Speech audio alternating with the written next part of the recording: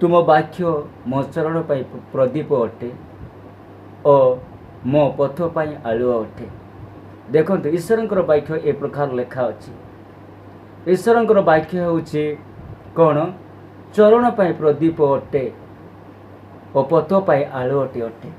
कौन लेखा अच्छे आप देखा तुम वाक्य मो चरण पाई प्रदीप अटे और मो पथ पाई आलुआ अट। कारण आमकर ईश्वर वाक्य ईश्वर जो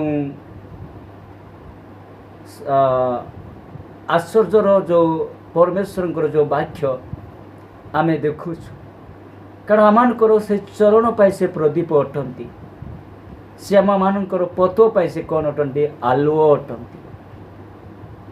सी जदि आमकर जीवन रे रही न थांती आमकर चलवा बेले से कौन अटंती प्रदीप अटंती।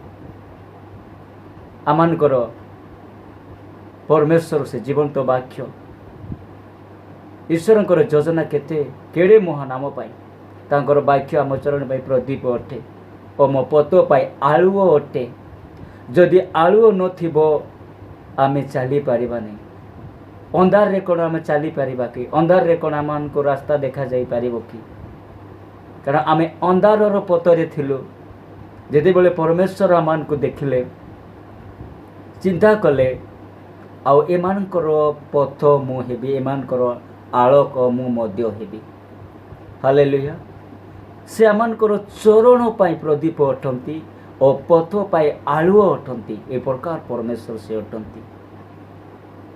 गोटे विषय परमेश्वर कहते मु जे प्रकार जगतर ज्योति आउ तुमे मान मध्य कौन हो जगतर ज्योति। देखंतु